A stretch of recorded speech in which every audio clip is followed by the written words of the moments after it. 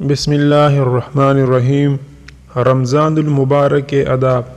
Number 1، رمضان المبارک کا شایع نشان استقبال کرنے کے لیے شعبان ہی سے ذہن کو تیار کیجیے اور شعبان کی 15 تاریخ سے پہلی کثرت سے روزے رکھیے۔ حضرت عائشہ رضی اللہ تعالیٰ عنہ کا بیان ہے کہ نبی صلی اللہ علیہ وآلہ وسلم مہینے سے زیادہ شعبان کے مہینے میں روزے رکھا کرتے تھے۔ نمبر 2، پورے اہتمام اور اشتیاق کے ساتھ رمضان المبارک کا چاند دیکھنے کی کوشش کیجیے اور چاند دیکھ کر یہ دعا پڑھیں: اللہ اکبر اللہم احلہ علینا بالامن والایمان والسلامت والاسلام وتوفیقی لما تحب وترضى ربنا وربک اللہ۔ نمبر 3، رمضان المبارک میں عبادات سے خصوصی شغف پیدا کیجیے۔ فرض نمازوں کے علاوہ نوافل کا بھی خصوصی اہتمام کیجیے اور زیادہ سے زیادہ نیکی کمانے کے لیے کمر بستہ ہو جائے۔ یہ عظمت اور برکت والا مہینہ خدا کی خصوصی عنایت اور رحمت کا مہینہ ہے۔ شعبان کی آخری تاریخ کو نبی صلی اللہ علیہ وآلہ وسلم نے رمضان کی برکتوں کا ذکر کرتے ہوئے فرمایا: لوگو، تم پر ایک بہت عظمت و برکت کا مہینہ سایہ پگن ہونے والا ہے۔ یہ وہ مہینہ ہے جس میں ایک رات 1000 مہینوں سے زیادہ بہتر ہے۔ خدا نے اس مہینے کے روزے میں فرض قرار دیے ہیں اور قیام لیل یعنی مسنون تراویح کو نفل قرار دیا ہے۔ جو شخص اس مہینے میں دل کی خوشی سے بطور خود کوئی ایک نیک کام کرے گا وہ دوسرے مہینوں کے فرض کے برابر اجر پائے گا، اور جو شخص اس مہینے میں ایک فرض ادا کرے گا خدا اس کو دوسرے مہینوں کے 70 فرضوں کے برابر ثواب بخشے گا۔ نمبر 4، پورے مہینے کے روزے نہایت ذوق و شوق اور اہتمام کے ساتھ رکھیے، اور اگر کبھی مرض کی شدت یا شرعی عذر کی بنا پر روزے نہ رکھ سکے تب بھی احترام رمضان میں کل کھانے سے سختی کے ساتھ پرہیز کیجیے اور اس طرح رہیے کہ گویا آپ کے روزے سے ہیں۔ نمبر 5، تلاوت قرآن کریم کا خصوصی اہتمام کیجیے۔ اس مہینے کو قرآن پاک سے خصوصی مناسبت ہے۔ قرآن پاک اسی مہینے میں نازل ہوا اور دوسری آسمانی کتابیں بھی اس مہینے میں نازل ہوئی ہے۔ نمبر 6، قرآن پاک ٹھہر کر اور سمجھ کر پڑھنے کی کوشش کیجیے۔ کثرتی تلاوت کے ساتھ ساتھ سمجھنے اور اثر لینے کا بھی خاص خیال رکھیے۔ نمبر 7، تراویح میں پورا قرآن سننے کا اہتمام کیجیے۔ ایک بار رمضان میں پورا قرآن پاک سننا مسنون ہے۔ نمبر 8، تراویح کی نمازی خضوع اور ذوق و شوق کے ساتھ پڑھیے، اور جو تو 20 رکعت کی گنتی پوری نہ کیجیے بلکہ نماز کو نماز کی طرح پڑھنے تاکہ آپ کی زندگی پر اس کا اثر پڑے اور خدا سے تعلق مضبوط ہو اور خدا توفیق دے، اور تہجد کا بھی اہتمام کیجیے۔ نمبر 9، صدقہ اور خیرات کیجیے۔ غریبوں، بیواؤں اور یتیموں کی خیرگیری کیجیے اور ناداروں کی سحری اور افطار کا اہتمام کیجیے۔ نبی صلی اللہ علیہ وآلہ وسلم کا ارشاد ہے: یہ مساوات کا مہینہ ہے۔ حضرت ابن عباس رضی اللہ تعالیٰ عنہ فرماتے ہیں کہ نبی صلی اللہ علیہ وآلہ وسلم سخی اور پیاس تو تھے ہی، مگر رمضان میں آپ صلی اللہ علیہ وسلم کی سخاوت بہت ہی بڑھ جاتی تھی۔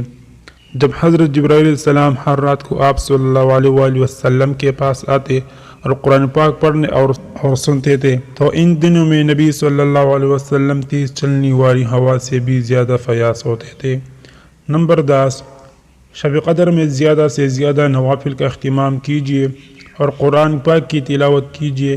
اس رات کی اہمیت یہ ہے کہ اس رات میں قرآن نازل ہوا ہے۔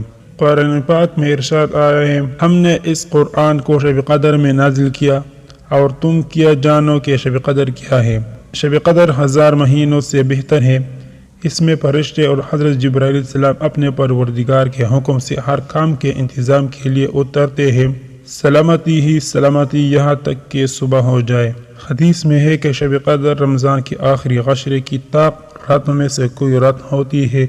اس رات کو یہ دعا پڑھیے: اللہم انکا عفو تحب العفو فاعف عنی۔ خدایا تو بہت ہی زیادہ معاف فرمانے والا ہے کیونکہ معاف کرنا تجھے پسند ہے، پس تو مجھے معاف فرما دیے۔ حضرت انس رضی اللہ تعالیٰ عنہ فرماتے ہیں کہ ایک سال رمضان آیا تو نبی صلی اللہ علیہ وآلہ وسلم نے فرمایا: تم لوگوں پر ایک مہینہ آیا ہے جس میں ایک رات ہے جو 1000 مہینوں سے افضل ہے۔ جو شخص اس رات سے محروم رہ گیا وہ سارے کے سارے خیر سے محروم رہ گیا، اور اس رات کی خیر و برکت سے محروم وہی رہتا ہے جو واقعی محروم ہے۔ نمبر 11، رمضان کے آخری عشرہ میں اعتکاف کیجیے۔ نبی صلی اللہ علیہ وآلہ وسلم کے آخری 10 دنوں میں اعتکاف فرمایا کرتے تھے۔ حضرت عائشہ رضی اللہ تعالیٰ عنہ کا بیان ہے کہ رمضان کا آخری عشرہ آتا تو نبی صلی اللہ علیہ وآلہ وسلم راتوں کو زیادہ سے زیادہ جا کر عبادت فرماتے اور گھر والیوں کو بھی جگائے کا اہتمام کرنے اور پورے جوش و انہماک کے ساتھ خدا کی بندگی میں لگ جاتے۔ نمبر 12، رمضان میں لوگوں کے ساتھ نہایت نرمی اور شفقت کا سلوک کیجیے۔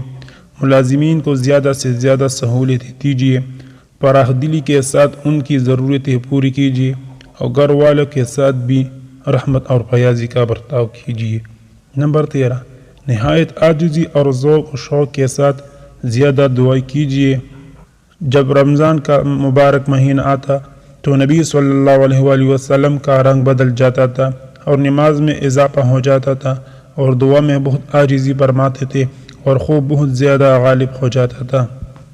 اور حدیث میں ہے کہ خدا رمضان میں عرش اٹھانے والے فرشتوں کو حکم دیتا ہے کہ اپنی عبادت چھوڑ دو اور روزہ رکھنے والوں کی دعائیں پر آمین کہو۔ نمبر 14، صدقہ فطر دل کی رغبت کے ساتھ پورے اہتمام سے ادا کیجیے اور عید کے نماز سے پہلے ادا کر دیجیے، بلکہ اتنا پہلے ادا کیجیے حاجت مند اور نادار لوگ بسہولت عید کی ضروریات مہیا کر سکے اور وہ بھی سب کے ساتھ عیدگاہ جا سکے اور عید کی خوشیوں میں شریک ہو سکے۔ حدیث میں ہے کہ نبی صلی اللہ علیہ وآلہ وسلم صدقہ فطر امت کے لیے اس لیے ضرور قرار دے دیا ہے تاکہ وہ ان بیہودہ اور پخشپاتوں سے جو روزہ میں روزہ دار سے سرزد ہو گئی ہوں کفارہ بنے، اور غریبوں اور مسکینوں کے کھانے کا انتظام کیجیے۔ نمبر 15، رمضان کے مبارک دنوں میں خود زیادہ سے زیادہ نیکی کمانے کے ساتھ ساتھ دوسروں کو بھی نہایت سوز طلب، نرمی اور حکمت کے ساتھ نیکی اور خیرت کے کام کرنے پر ابھاریے تاکہ پوری فضا پر خدا کا ترسی، خیر پسندی اور بلائی کے جذبات چھائے رہے اور سوسائٹی زیادہ سے زیادہ رمضان کی بیش بہا برکتوں سے فائدہ اٹھا سکے۔